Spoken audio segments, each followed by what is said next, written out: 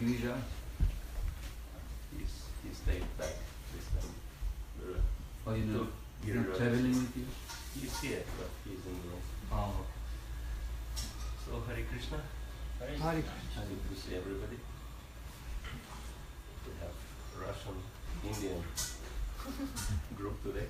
That will be speaking in English, in neither of the languages. That's Neutral.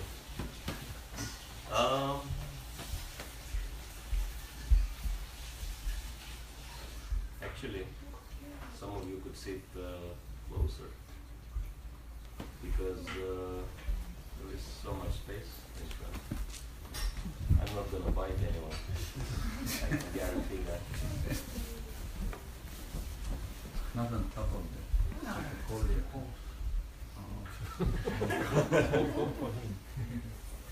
Oh, he's blocking the cold air. He's going to turn into a snowman after a short while. That's the danger. Yeah, I'm remembering, how Brihad Bhagavatamrita started. That Uttaradevi came to ask Maharaj Parikshit what Shukadeva Goswami spoke, because they had a discussion, and so Maharaj Parikshit, Shukadeva Goswami and sages were sitting close, but the ladies had to sit at the back, and so she couldn't hear the discussion because there were no amplifiers or loudspeakers at the time. So if there is an opportunity, especially like in the house programs, to sit more close, it's a good advantage. So I'm glad to see everybody for quite some time. When did I came back here last? 3 years ago? 3 years. So, You were brahmachari that. yeah. Big difference. You have a now stick. You can hit us. I have to keep myself. Everybody closer. You can reach everybody. That's why everyone said. We are scared. It's not for fighting. Not with devotees.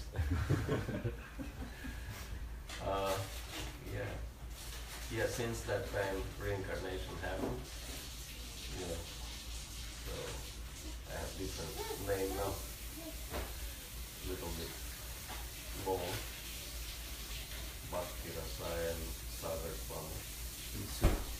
But for most people it's very hard to remember. So many words.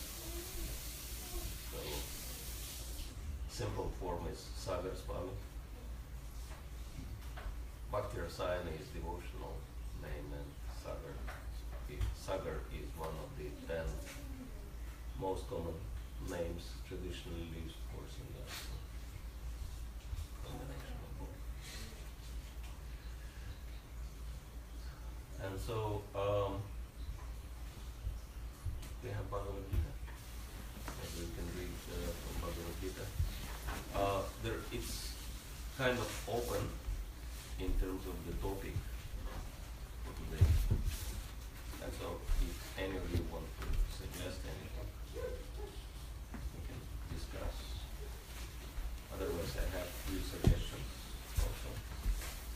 It's always Bhagavad Gita, this is our main book. And the advantage of Bhagavad Gita that it is very practical.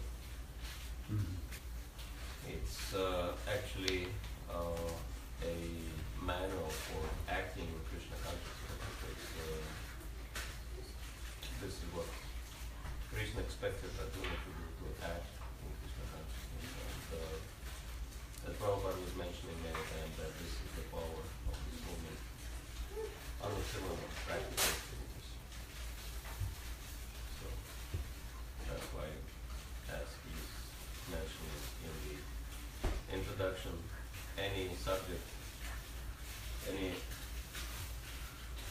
fundamental subject matter can be found in Bhagavad Gita. Of course, some details might be missing, like what's it called? Multiplication table might not be there, but everything else can be there, or periodical table of elements might not be there. But everything related to life and principles of human life, it's all there in Bhagavad Gita. And so we will offer our prayers, glorify spiritual masters, Vaishnavas and the Supreme Lord. I could give you a choice of topics we could discuss.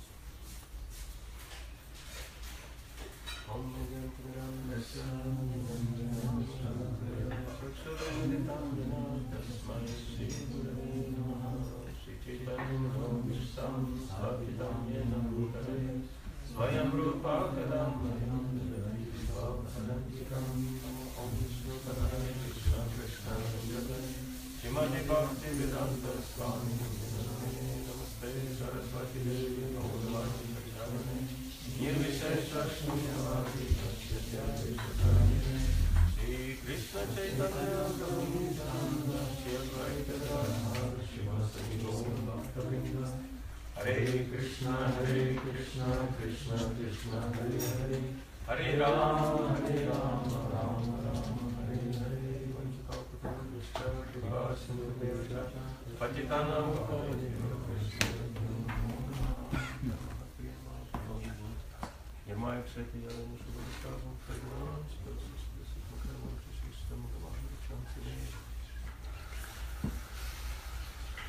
So,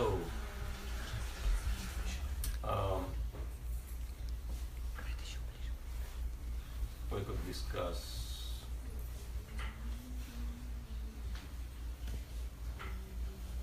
either something educational or practical or entertaining. That's also an option. What sloka inspire you the most in your practical personal life? I'm thinking of a verse, because like the whole Bhagavad Gita is my inspiration, but there is one verse which I think is not really well understood, and not even like not even very much noticed. Nevertheless, it is important for us, and it is chapter 11, text 33. And if you like, we could discuss it. Sure. You remember the verse? Tasmat pam utishta yashola bhashva. Sweet.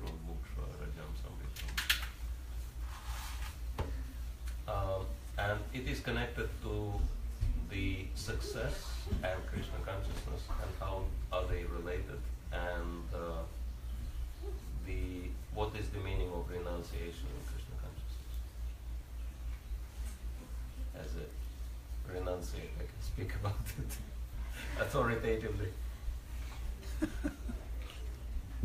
So, is it interesting something? Okay. Actually, we had in Mayapur we had discussion on the subject matter. You have a chair?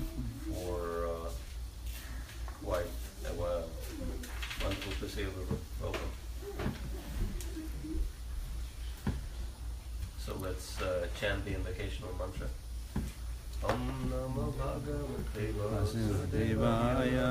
Om Namo Bhagavate Vasudevaya.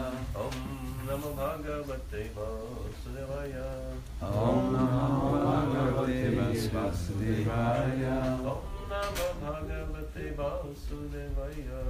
Om Namo Bhagavate Vasudevaya.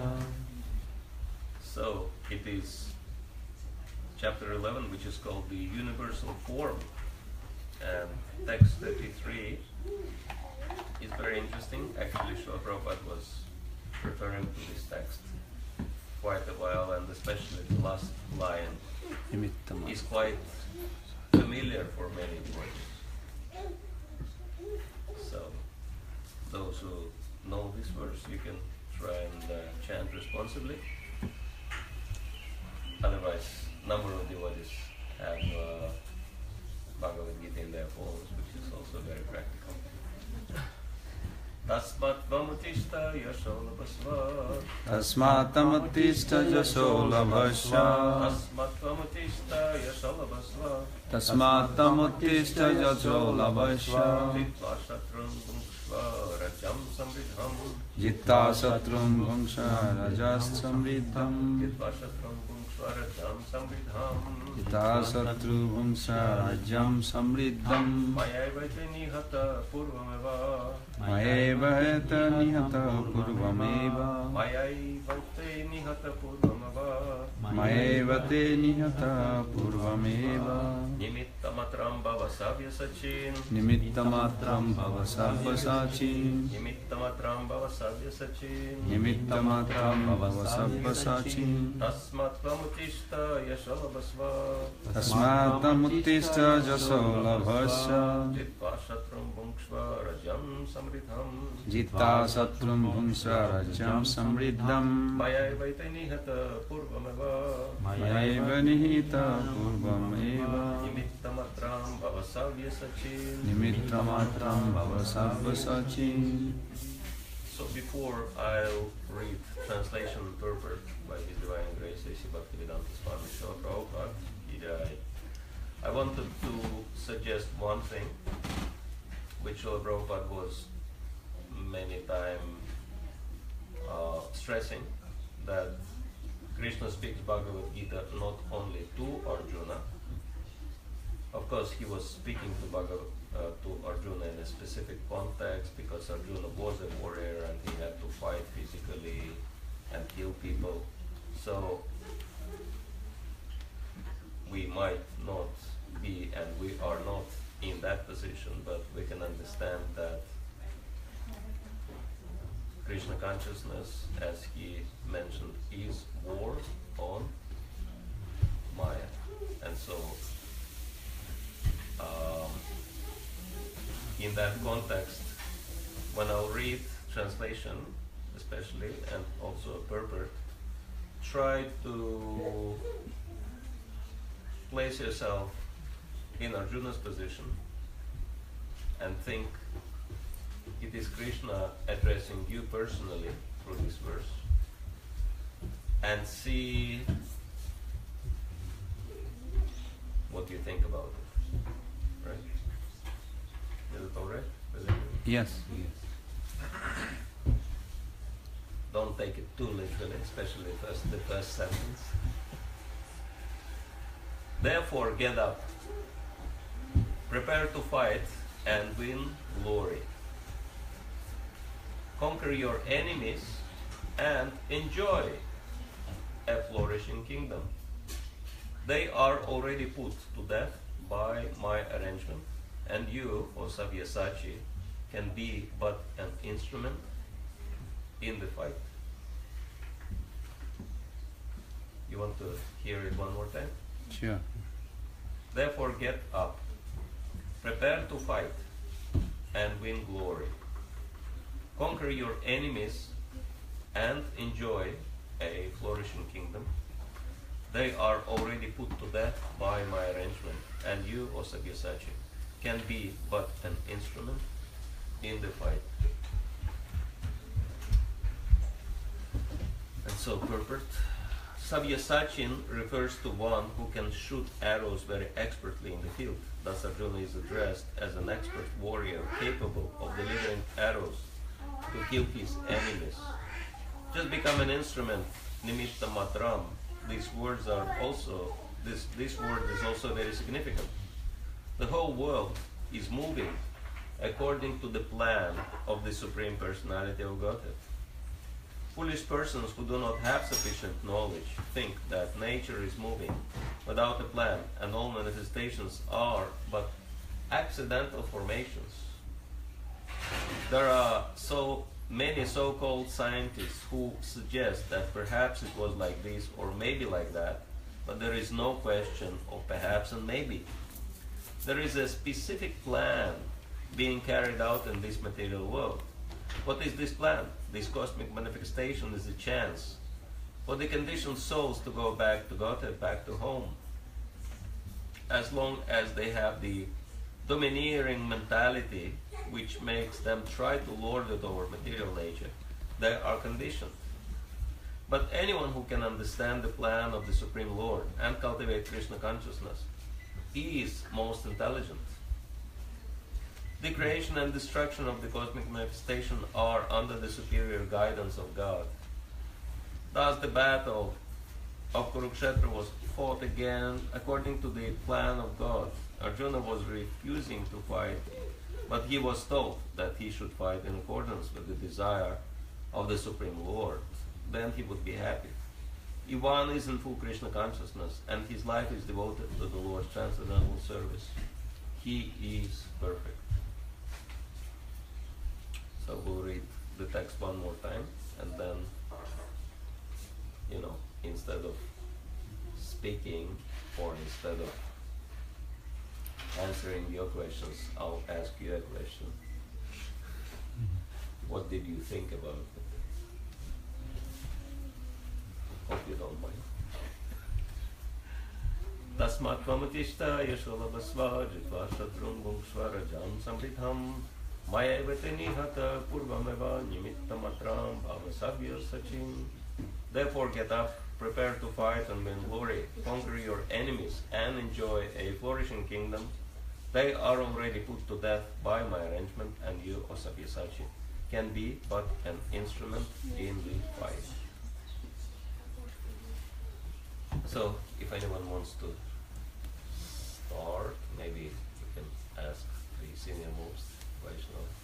Me? He's senior. It's Krishna calls Arjuna by different names. In Bhagavad Gita, he calls Krishna by 10 different names. Can you name them? I can't. Try. Mahabaho, Bharata, Kaunteya, and here he calls him Sabyasachi. Sabyasachi means one who can shoot the bow at both left and right, ambidextrously. But he's also saying, be my instrument. Why does he use that name in this verse? Because you're very good at using instruments of war, so you be my instrument in this endeavor. All right.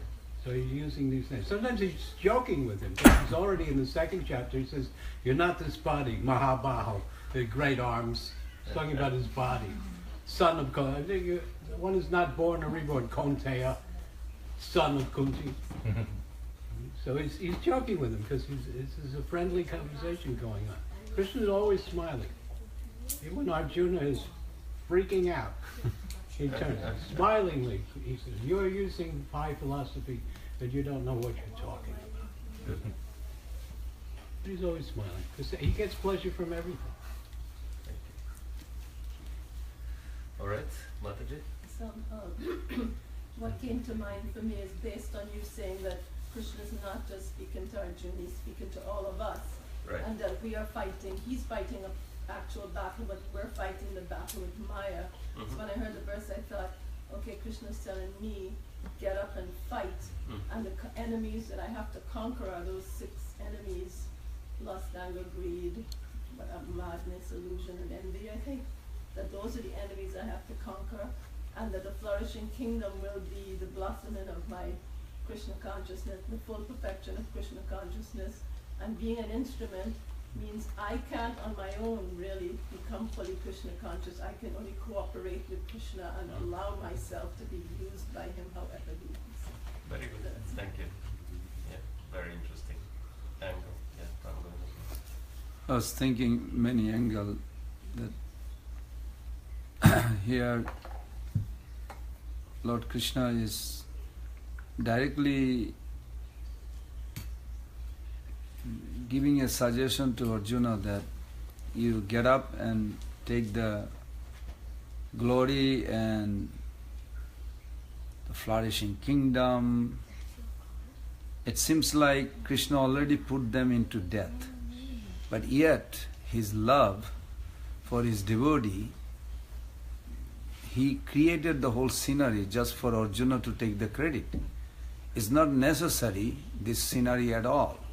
Just because he loves his devotee so much and he wants the world to see that my devotee actually enjoy the most, which pleases him indirectly, internally, but it is a full expression of genuine lover, and Arjuna going to reciprocate, and is expecting, not by force but conscious choice.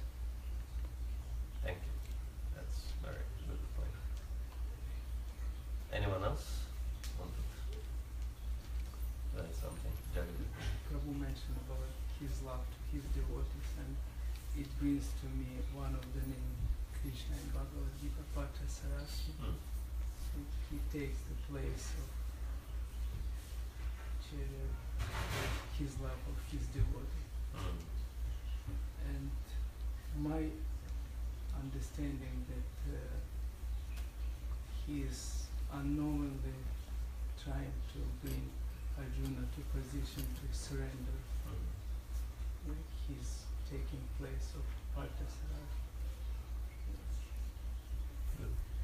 Thank you. Yes, that to be a chariot driver is not, it's also to understand that it's a battle chariot. It's not just a pleasure ride. And so, actually it's described in the first canto of Srimad Bhagavatam when Arjuna was remembering Krishna. That's a very interesting point. How? No, I think that's Bhishmadev. Yeah, Bhishmadev remembers actually. This is ninth chapter. How he was shooting arrows in Arjuna, but these arrows, because Krishna was sitting in front, Krishna was getting those arrows into his body. And Krishna was covered with blood, drops of sweat, because he had to work so hard, and dust that his wonderful curly black hair turned gray because of the dust. He was fully covered with dust, and he was smiling ecstatically because he could render such a service for his dear devotee. And also, if you see, like in the movies, it's shown that the warrior is sitting in front, like on the top, and charioteer is sitting down, the level below, and you can imagine how much noise is there during the battle. All the clash, clashing metal, the swords and shouting of the warriors and of those who are wounded and dying, etc. There is so much noise, and elephants making this noise. So it's like there is no chance for the chariot, for the warrior on the chariot to kind of tell the driver, go left, right, go faster, slower, stop. So how do you think he was, kind of sending the signals with his foot? Yeah, so Arjuna was, kicking Krishna basically in the left or right shoulder. And so Krishna was happy to do even that service. And when after the day, what Krishna was doing, he was bathing horses, feeding them, cleaning them. And he was so happy to do this service for his devotee. It's very amazing. This is a very good example of Krishna's love for his devotees, and also illustration to what he says in the 411. It's interesting that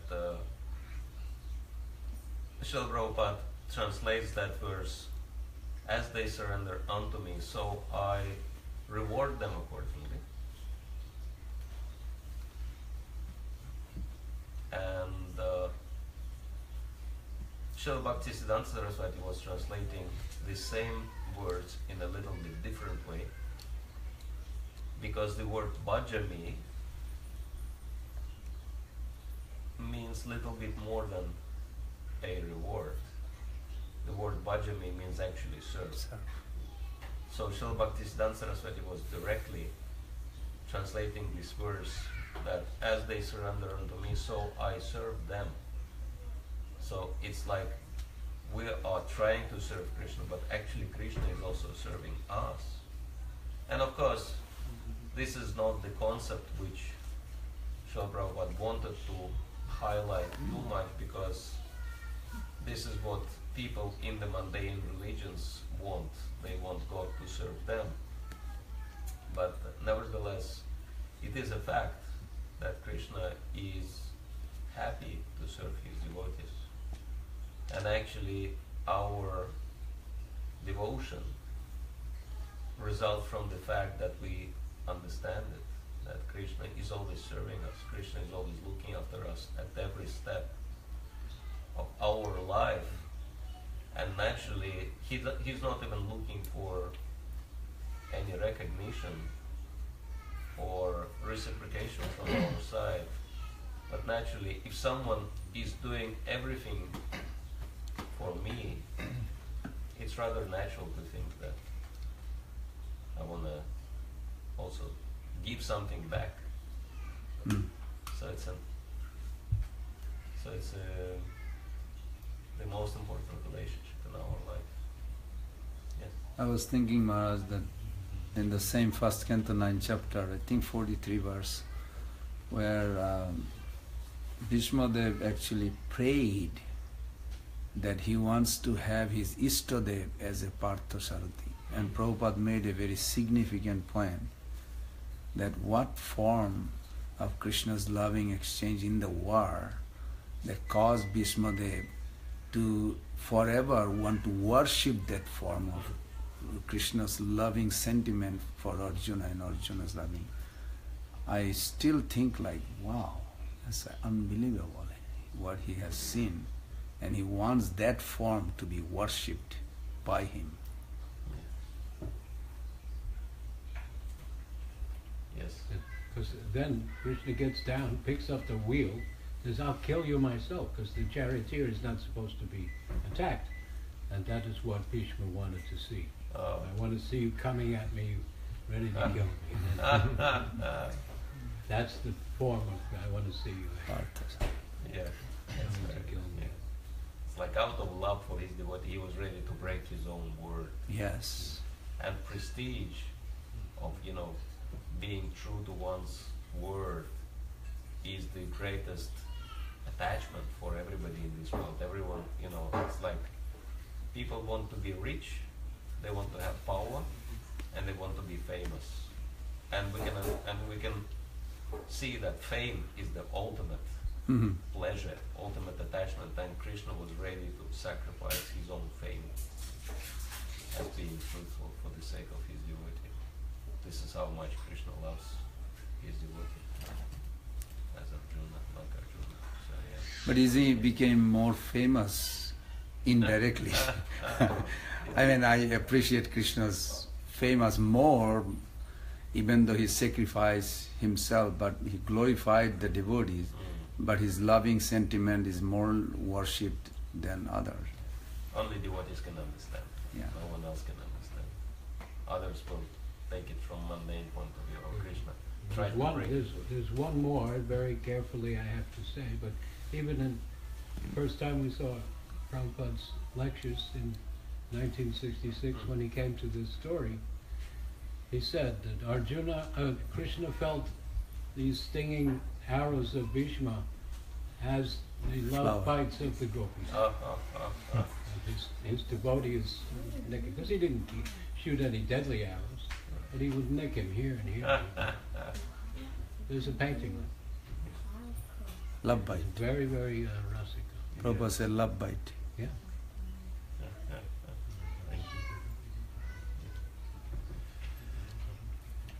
Yeah, and then there were 2 points raised which were very interesting. That Mataji raised a point that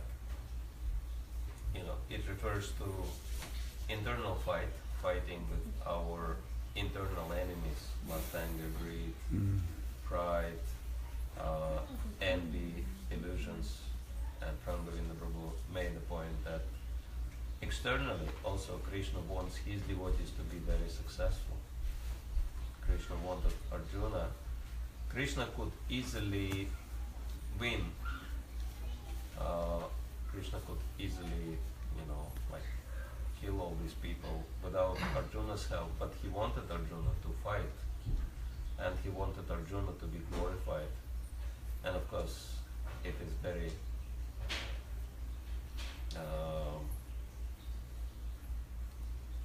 similar to the question someone asked Srila Prabhupada at some morning walk. Can't remember. Maybe it was Bombay.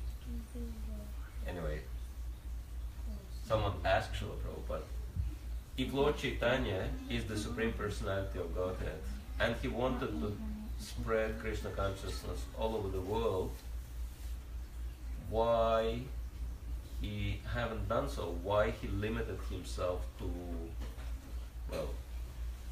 Bengal, Orissa and South India, not even the whole India? And when Srila Prabhupada heard this question, he even stopped. And he turned around and he said, and my Guru Maharaj says he even stuck his cane in the sand, and he raised his head high, and he said, Lord Chaitanya haven't done that because he wanted me to do it. So, and in the same way, I believe Srila Prabhupada, Chaitanya Prabhu can confirm, on number of occasions. That was me. Oh, you? I told, it was in a room. Oh, really? Okay. And one of Prabhupada's, it was Tirtha Maharaj. Bhakti Vilas Tirtha. Vilas Tirtha Maharaj.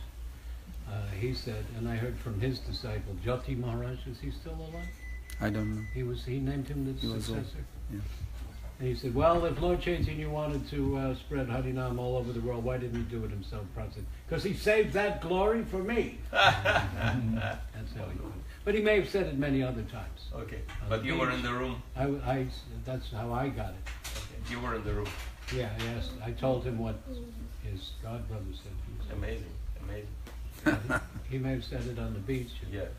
Also. But yeah, he was also mentioning very clearly on a number of occasions, I believe, that he was telling American devotees, what kind of Americans you are if you cannot do something great in Krishna consciousness, right? Well, many devotees ask me, how can I serve Prabhupada? I said, I don't know what you do, but Prabhupada liked big. Yes. Whatever it is, make it big. That's right. Okay. Because one time someone at Bhavananda asked Prabhupada, what do you want? He said, you get all the leaders of the world in one place and put me right in the middle. Then when we were building the Krishna Balaram temple, I said to Guru Das, I said, what if we use all our money and energy and bribe and obtain the Radha Damodar temple and Rupa Goswami's samadhi and have something small in Raman Reti? He says, well, let's ask Prabhupada. So we went there. I said, Prabhupada, why don't we try to take a Damodar temple and have something small at Raman Reti? Prabhupada says, I cannot think anything small. That is my disease. Even when I was working for Dr. Bosch, my plans were bigger than his. He could not supply me enough medicine to distribute. That's sweet though. I always tell people, what should I do for Brad? Do it, whatever it is, make it big. Yes, thank you.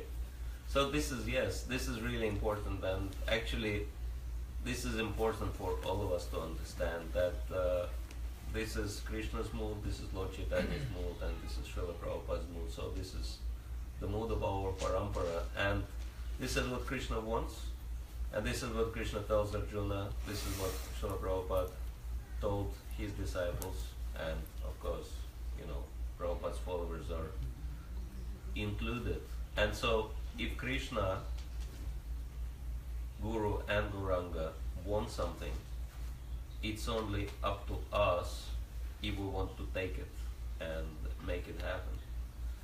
And it's really important to understand why Krishna wants his devotees. I mean, in here, it's like we condemn 3 things as material attachments, and one of them is wealth, and the other one is high position in the society, and one more is fame, right? But we see in here, in this particular verse, Krishna is telling Arjuna, you have all 3 in one, right? I want you to have all 3. First of all, I want you to be famous. Yasha, Labhasva, get fame. Then enjoy flourishing kingdom. Bhungshvarajyam samritam. That you become very powerful and you become very wealthy. Why? Because devotees are serving Krishna. And all these things are actually meant for Krishna's pleasure. All the money in the world is meant for Krishna. All power is meant for Krishna's service. And fame, if someone is famous, he can glorify Krishna very powerfully. For example, who was the single person in the movement who delivered Krishna conscious message to the millions of people single-handedly? George Harrison. Because he was so famous and so many people worshipped him. And he used that fame to glorify Krishna. And of course we see the examples of devotees who have wealth. Unfortunately we don't have that many, but Ambarish Prabhu, the Temple of Vedic Planetarium, Srila Prabhupada's long-standing dream. And without his sacrifice, without his involvement, it wouldn't really happen. He gave, of course, so many devotees trying hard, but he gave far more than anyone else. Like all the devotees combined, they couldn't give as much as he gave. And so we can see that these things can and actually should be used in Krishna's service. And there are so many examples of Srila Prabhupada. Famous example of him seeing the picture of some impersonalist who was offered the tray full of bank packs of money, and he was pushing that tray away, and Prabhupada laughed and he said, make a picture of me embracing full tray of money. And then him saying that all the money in the world should be given to me because I know how to use it. So, and maybe Achyutananda Prabhu can give us some other examples along the same line. Another Mayavadi was Ramakrishna. Ramakrishna was known for if he saw money, his hand would go like this. He Uh-huh. said, but when I see money, my hand goes like this. Very good. Yes. Yes, because there is like devotee wants everything for Krishna, so devotee is not shy to use everything for Krishna because everything belongs to Krishna. And the other point, which is the other point which was brought up, the internal Kurukshetra, the internal enemies, we can say lust, anger, greed, etc. And so of course we can say that these things, they do come as a result of our previous conditioning in this and also maybe in previous lives. But there is another and even more powerful source of these influences everybody is suffering from, including the devotees. What is that source?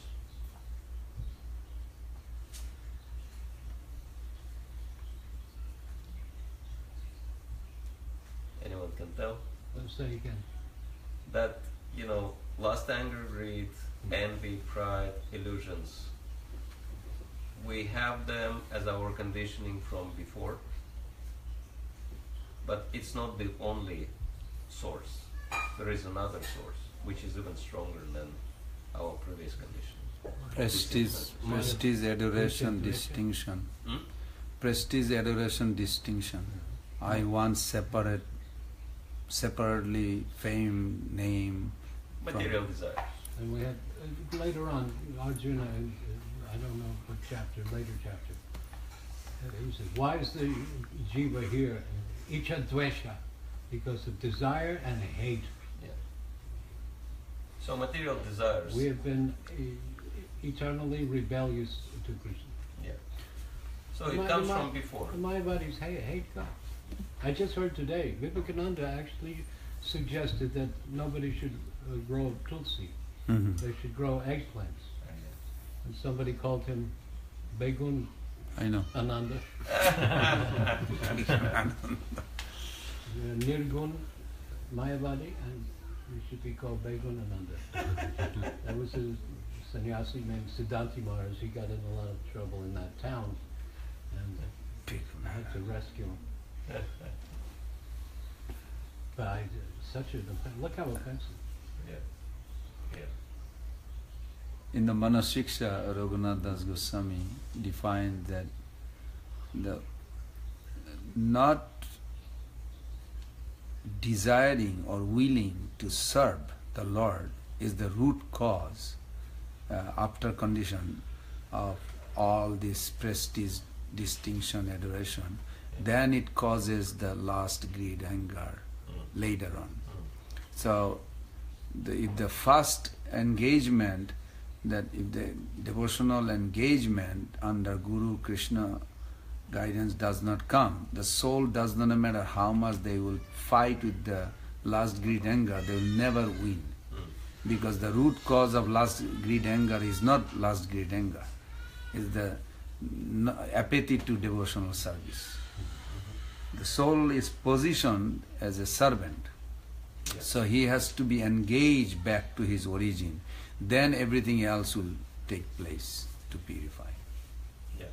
Yeah, we can understand material desires, they obstruct our devotional service, and the cause of our material desires is our conditioning, which came from previous, whatever, sinful, pious activities, etc., karma, as we call it. But there is another source, and that source is even more powerful than our previous conditioning. And that source makes it so many more times difficult for us to overcome our conditioning. Mind. Mind. Well, mind is the, receiver of the influence, but influence comes from inside, but it also comes from outside.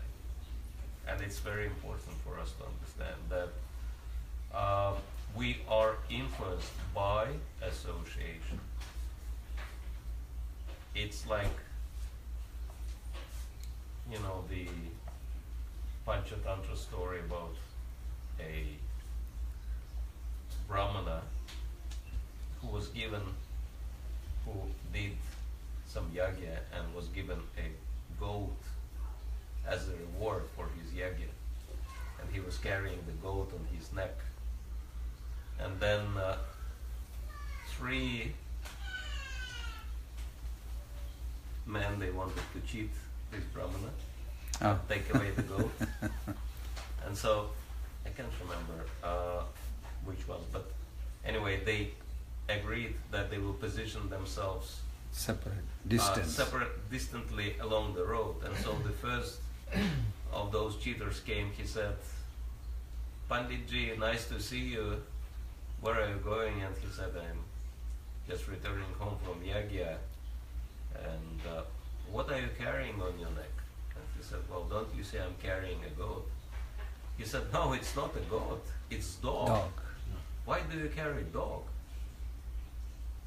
And he said, "Are you blind? How can you say this is dog, this is goat? Look." And he said, "Well, you may call dog a goat if you like, but you know, it's so obvious that it is a dog." And so he turned around and left. And this Brahman, he was thinking, "This is crazy, man." Anyway, he put goat back on his shoulder, he kept walking. Then the second cheater came out, and he said, "Oh, Panditji, how are you? Where are you going?"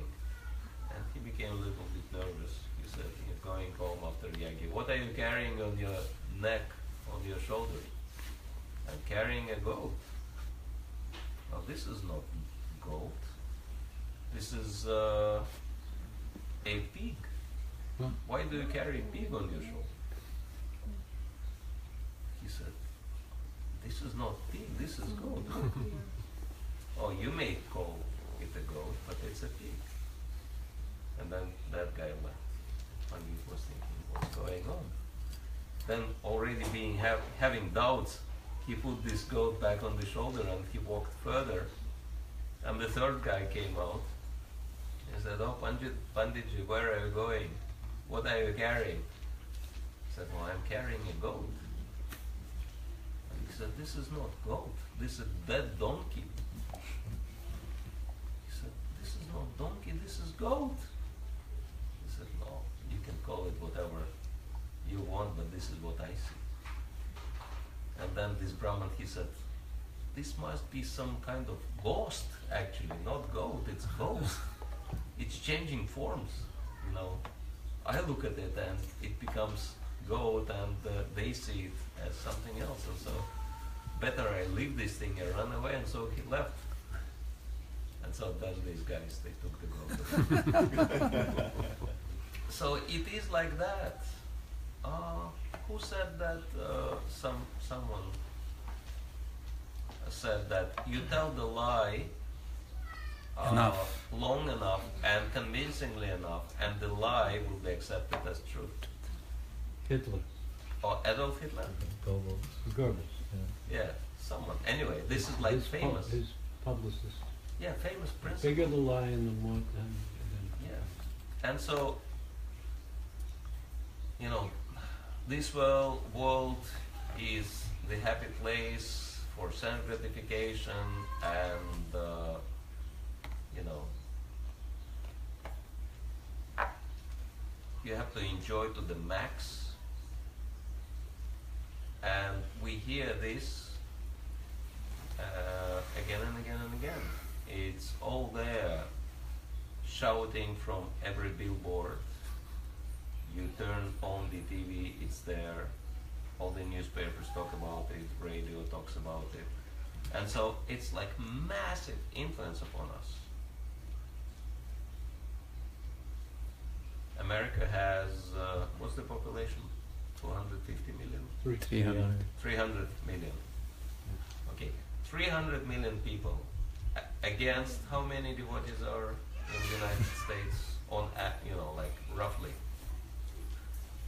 5,000, 10,000. Maybe. 10,000 maybe. Okay. How many in Russia? Okay, let's take 30,000. 30,000 sounds better. Yeah, very, very Life kind of members include. very bold 50,000. figure. Let's take 30,000. Okay, 30,000 people say, we should serve Krishna, we should worship Krishna, we should control our minds and senses. And here, 300 million people say it's all nonsense. Life is meant for sense gratification. Forget about Krishna. You should serve your mind and senses, do whatever you want in life, and don't ever worry about, like next life. Just enjoying this life, right? And they not only saying that, they advertise it so powerfully using every single media they have. Do you think this has no influence upon us?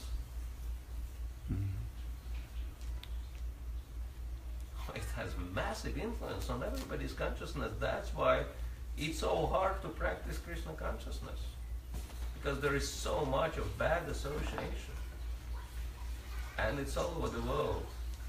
And so what do we do? But actually this was exactly Arjuna's position, that he was standing, and this is also Bhagavatam, first canto, and he remembers he was standing, because Arjuna had relatively small army. And how many Akshohinis he had? 11. 11 Akshohinis. And how many Kauravas had? 17. 70? 17. 17. Anyway, when Arjuna was standing in front of Kaurava's army, is described in Bhagavatam, it was as if he was looking at endless ocean. He couldn't even see the end of it, that the soldiers were disappearing behind the horizon. And if you can't even see the end of it, how in the world you can fight and win? What's the chance?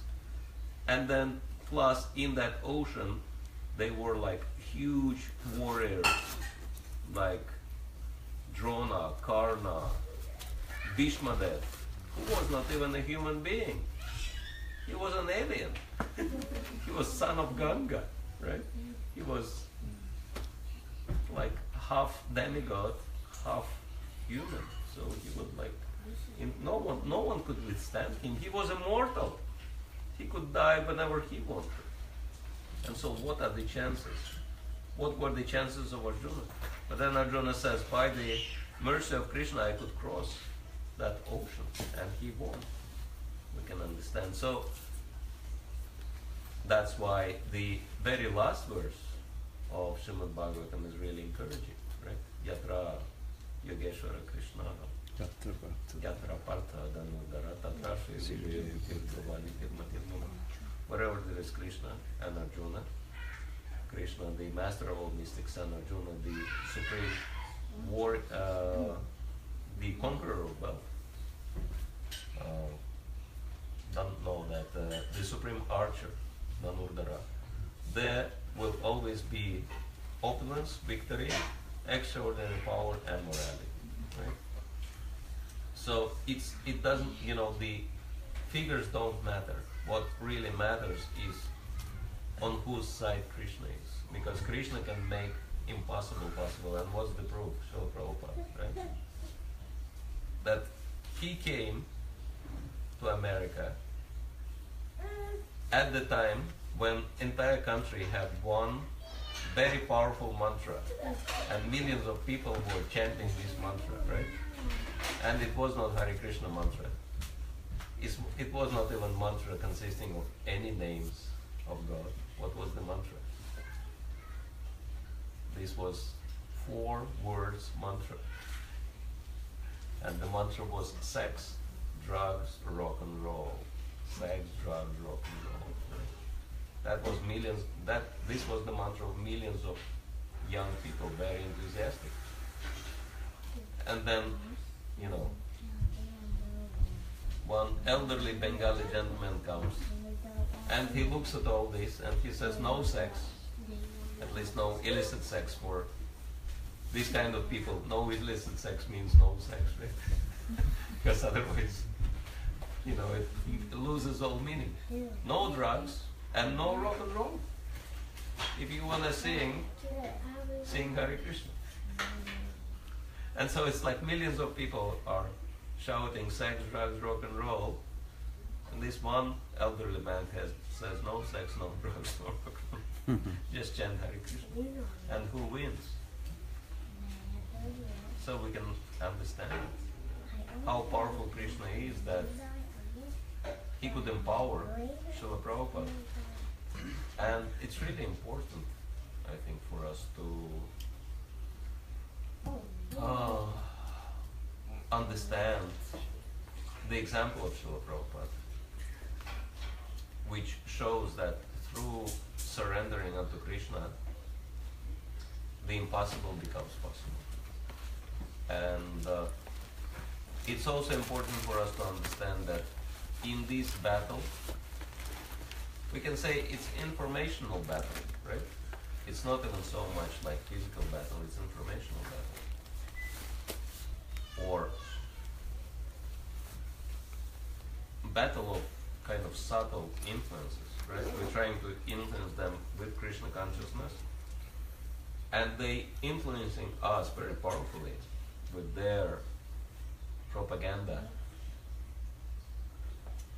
And despite of the overpowering forces, we could win this battle if we really follow Srila Prabhupada's example. Not imitating him, but actually following his spirit. So that's a kind of introduction. There are details to it. How to do it, it's always a good question, know how. But are there any questions, comments, suggestions, complaints so far?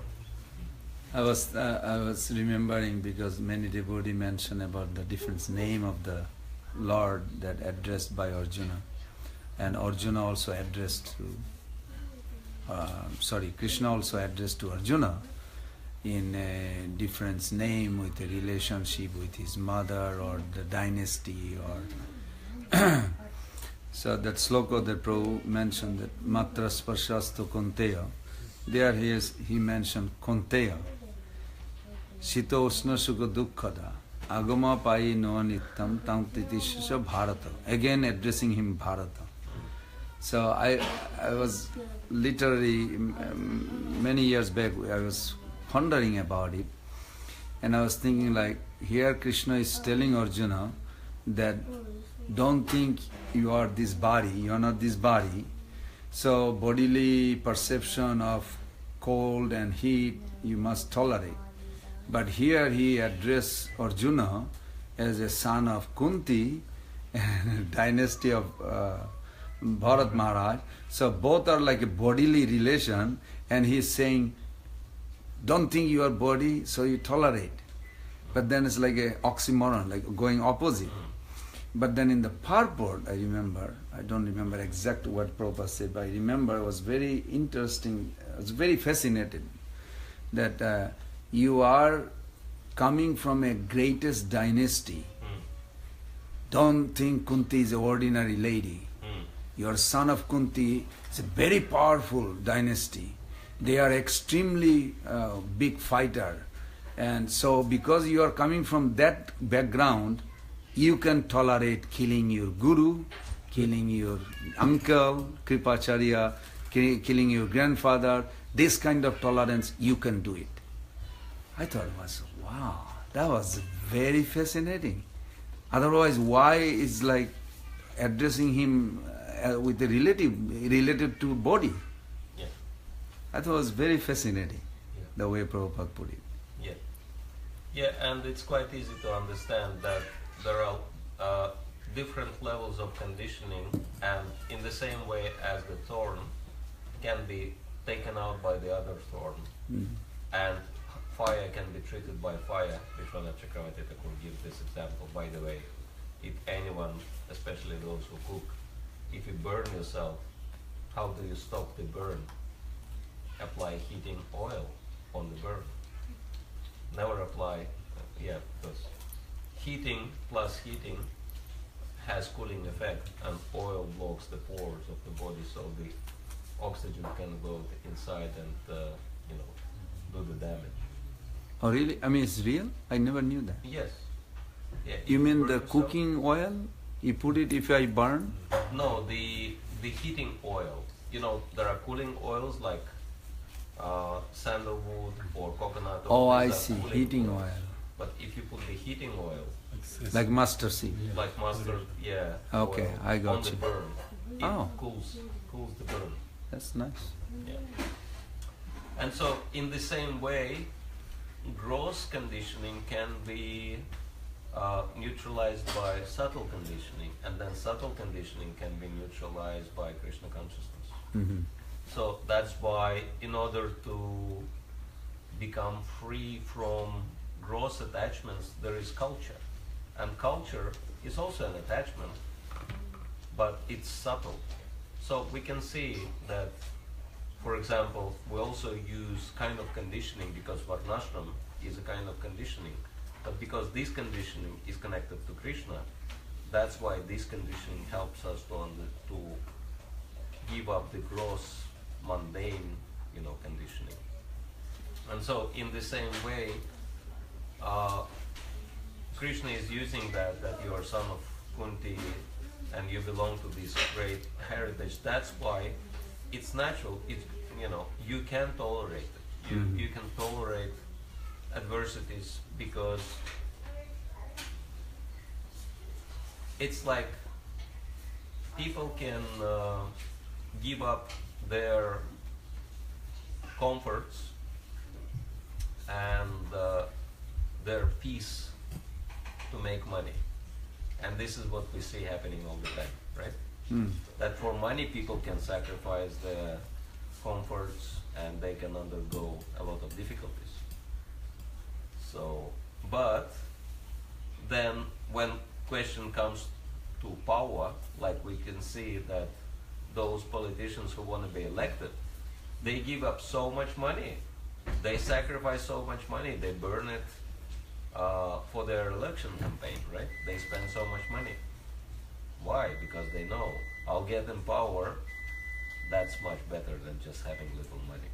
Because I'll be in charge of legislation. That's much better position for me. So for power, they sacrifice money. But for fame, people can sacrifice anything, even their life. Mm-hmm. Like some people, there is at least one nation in the world I know, well actually two nations, which are traditionally very, very much attached to prestige. That's Japan and Switzerland. In Japan, the level of suicides is very high. But Oh, really? do you know why people commit suicides? What's the most popular reason for suicides? Depression? No, because people couldn't keep their word. They let someone down. They fail to perform according to the expectations. And they feel so much ashamed that they don't want to live. They want to kill themselves just, out of shame. This is the reason. And in Switzerland also, there is a story how one banker was ready to die, but he wouldn't disclose he wouldn't give out the information on the people who had accounts in the bank. And that was the government officer of the other country, and he was actually threatening that I'll kill you if you don't give me this information. And the banker, he said, okay, I'll die, but I'm not going to give the information out. So, because, he gave his word to the customers, so your accounts will be confidential, so he was ready to die. Like that. And so we can see that certain principles, if people follow certain cultural and moral codes, that helps them to overcome gross conditioning. So this is how it works. And so in the same way, Vedic culture, which is also a kind of conditioning, but this conditioning helps to overcome gross and sinful conditioning. There's a book that calculated a big executive's salary. He was making $500,000 a year, but he has to get the finest suits. Every suit costs $1,000. The shoes, it's $500. The watch has to be the best one. He has to get a new car every year to look good, and he has to join the right club. He has to live in the most expensive. They calculate it down, and he makes $4 an hour. Because of the expense? All of the expenses to keep the position of making $500,000. Yeah. Yeah, prestige. This is what it is. His wife had to redecorate his house every year. It has to be everything new. We can't invite people. Yeah. He went to a party, he and his wife, 10 blocks away maybe, but they couldn't dare be seen walking, and they wouldn't be seen taking a common taxi, so they had to hire a limousine, $500, to go 10 blocks. They couldn't be seen walking home or taking a common taxi, so they had to pay the limousine another $200-300 to wait. So to go 10 blocks, it cost them $2,000-3,000 for the limousine. This is in here. This is in America. Yeah. I lived in London, and I was thinking, the kind of caste system they have in UK, India would be very surprised. How, if someone is, they call it league, right? I'm in a certain league position. Yes. And so each league, everything is defined, the restaurants, the cars, the dress, clubs. It's calculated to the minute details for everybody. And everyone has to play by the rules. Otherwise they're not accepted by the society. And for that, people sacrifice everything. Yeah. I've seen that. It's crazy. So much conditioning is there. But I think the most important thing, which we wouldn't be able to cover today, is know how. Well, first of all, how Srila Prabhupada acquired these kind of powers to do what he did. Of course, he was specially empowered, but still, we can analyze his example and understand certain principles which are in line with the principles of Bhagavad Gita, and see how he became so successful because of his following those principles of Bhagavad Gita. And one principle which is very, very important is Shriyan Swadharma Viguna Paradharma Sanushthita. It's better to perform one's own duties, even though imperfectly, than others' duties perfectly. Following duties according to our nature. And so this is actually the secret of success, because Krishna created each and every one of us endowed with certain nature. And if this nature is used in Krishna's service, then actually the success is guaranteed. And we can understand that the entire Bhagavad Gita speaks about it, that Arjuna wanted to act against his nature.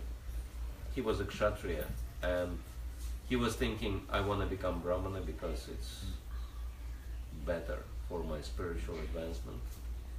But Krishna told him, no, you are a Kshatriya, you have to fight for Krishna. And so this is one of the main messages of Bhagavad Gita, acting for Krishna according to our nature. And this is the secret of success. And of course, there are so many examples of people who have certain nature and they act according to their nature and they become very, very successful. But for many of us, the big question is, I have mixed nature, right? Because this is how I am. I have different influences in my nature. And how do I choose? In which capacity do I act?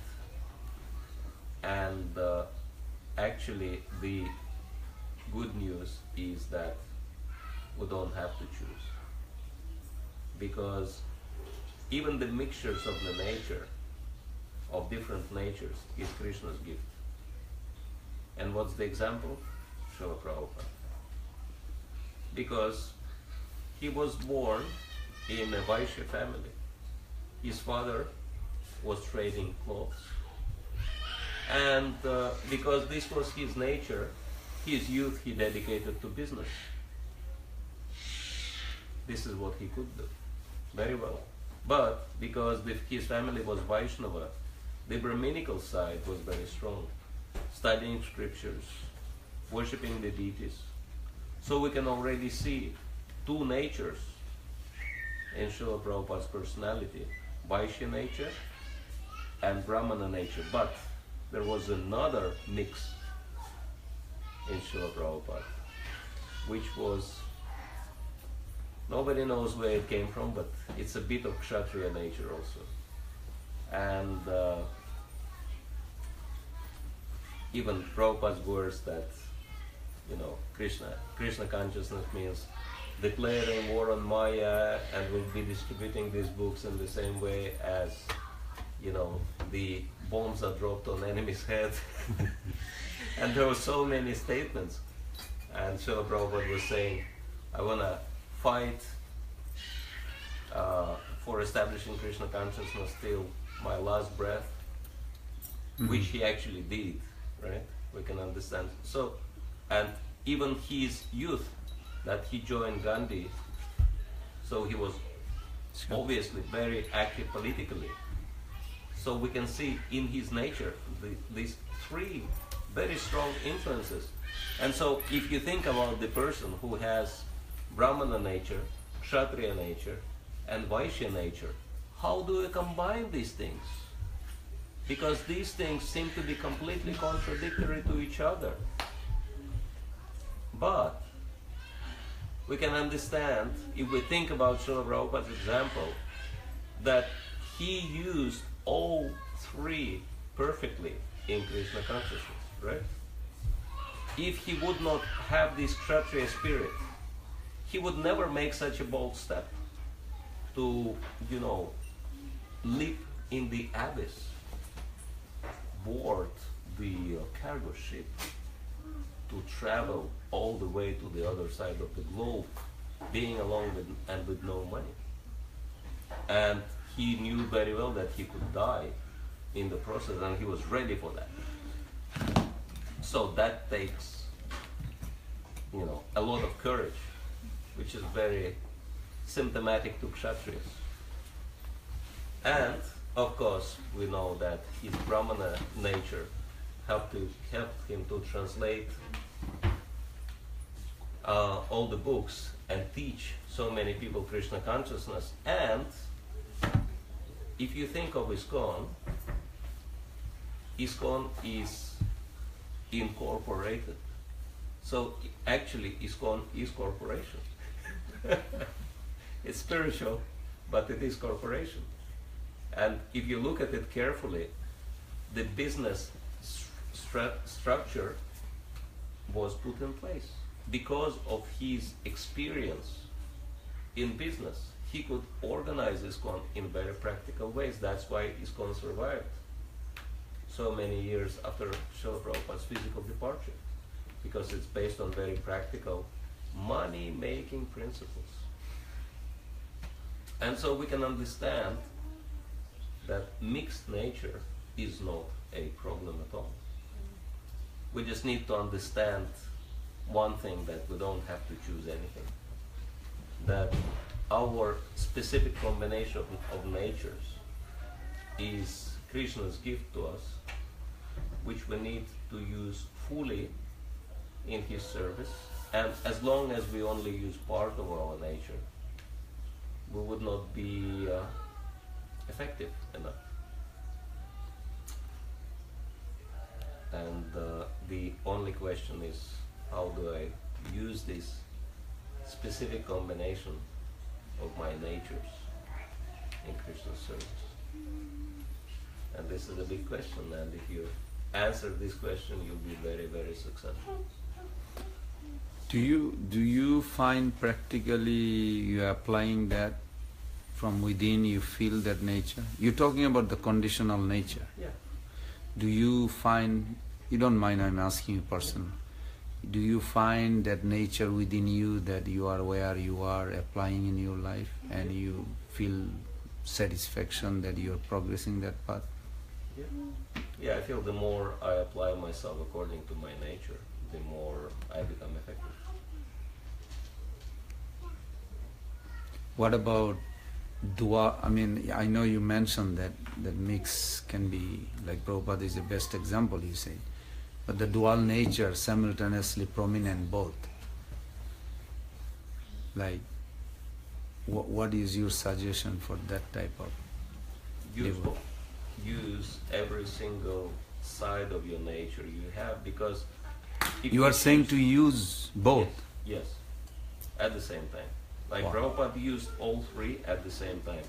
And this is why he was so powerful. He found his unique approach.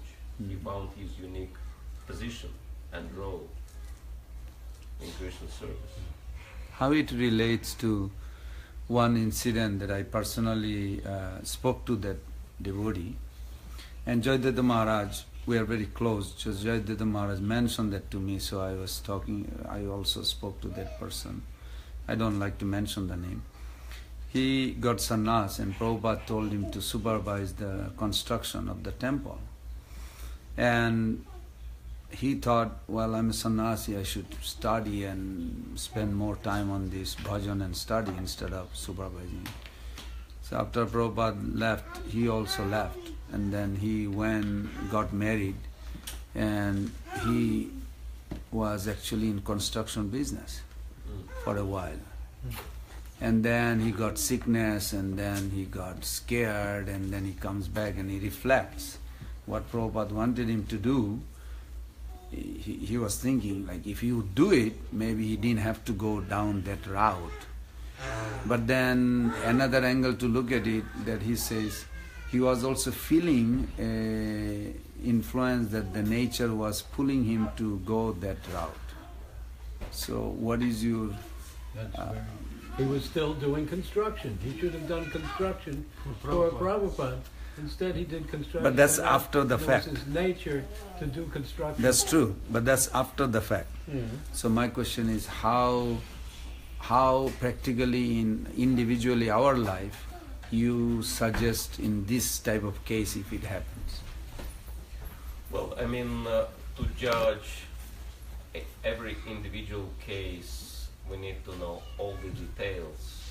But one thing which is also very important, that is relationship with the devotees. And that actually comes first.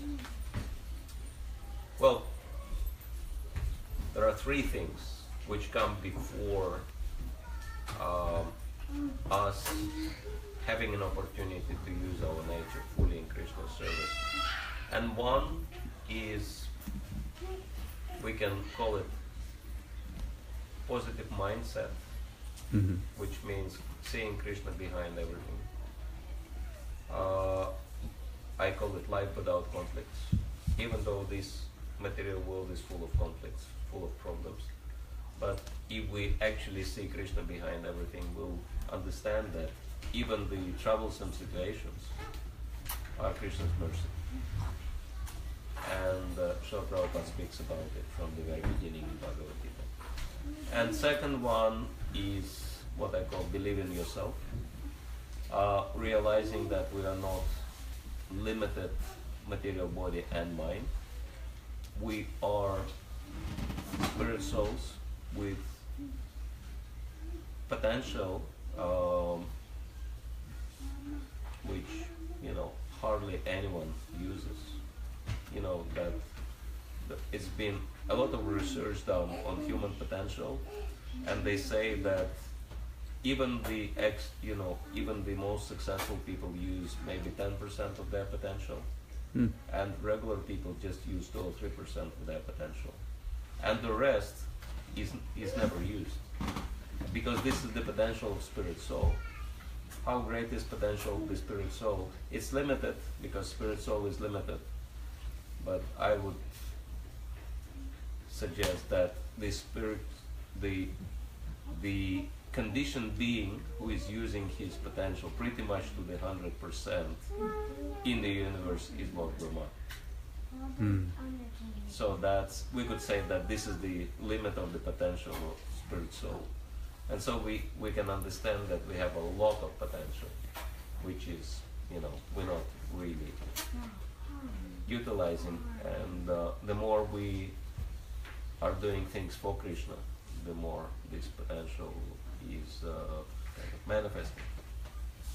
And the third one is sacrifice for the sake of cooperation. And that's what the third chapter is speaking about.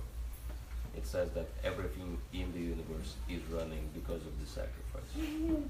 And so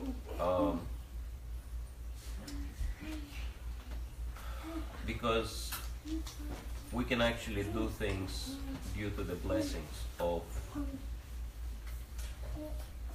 the Vaishnavas. Of course, the foremost Vaishnava is spiritual master, but not just spiritual master, but so many other Vaishnavas. And so if we get their blessings, if we get their support, and if we do things for the benefit of everyone and sacrificing our own interests. So this is the preliminary step.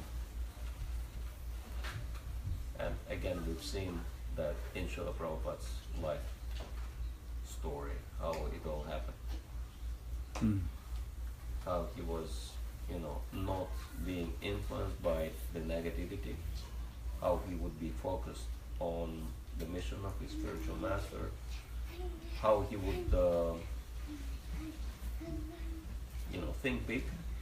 Thinking big, this is one thing for manifesting our potential. Because for big things, we need big potential. For small things, we need small potential. So our real potential will never manifest. And then working together. He would always try to cooperate with everybody, even with his god brothers, even though they kind of let him down, would not cooperate with him. But he would not, oppose. He would always keep his doors open and give them the opportunity to work. This was his spirit, working together. And even one of the instructions he gave to Jayapataka Maharaj, that you should unite Bhakti Siddhanta Saraswati's family, spiritual family, bring everyone together. So that was Sankirtan spirit. Srila Prabhupada always said that let's work together, let's bring everyone, make everyone, big family. With Krishna in the center, of course, the fourth purpose of his God speaks about it. So these are the preliminary steps to make.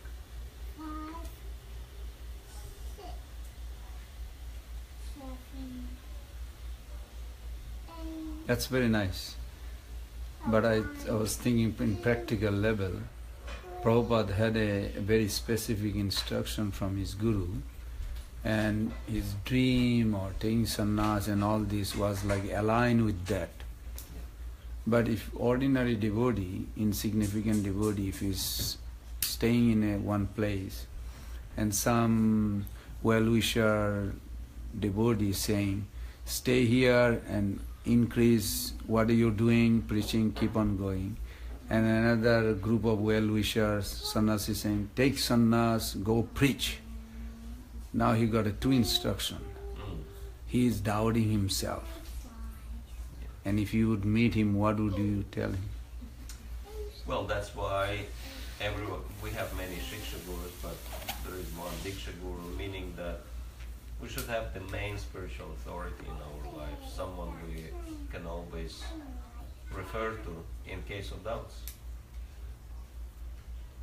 Like Kridananda Maharaj likes to joke, if everything else fails, read the manual. So, if everything else fails, we can always ask the main authority in our lives, our Diksha Guru. What if Diksha Guru is absent? He left from this world. Someone must be there who represents him. Someone whom we trust the most. Trust the most. Yeah, someone whom we can see as manifestation of our Diksha Guru, someone who has his spirit, his interest in the heart. So there should be always one main authority in our lives. Otherwise, it can become very confusing. So many instructions. Because you said one of the three factors is believing also, self. But there's doubt is conflicting instead of believing one. Yeah. Because both sides well-wisher are very nice devotee, but they're conflicting. From my angle, from person's angle, there's a conflicting interest. Yeah, that's why we should have someone who can clarify our doubts.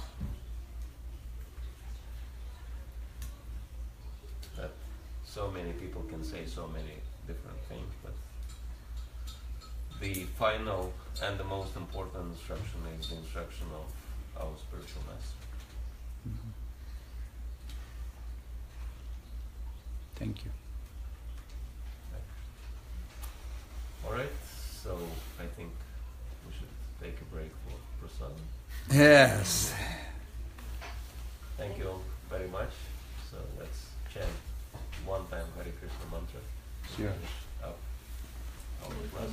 That was very inspiring. Hare Krishna, Hare Krishna, Krishna Krishna, Hare Hare, Hare Rama, Rama Rama, Hare Hare. Srimad Bhagavad Gita ki jai, Prabhupada ki jai, jai Go Premanand. Bhakti Rasayana Sagar Swami Mahārāj ki jai. Alachua Gaur Bhakta Vrinda ki jai. Jai. Rasayana Prabhu smiling ki jai. Hilda smiling.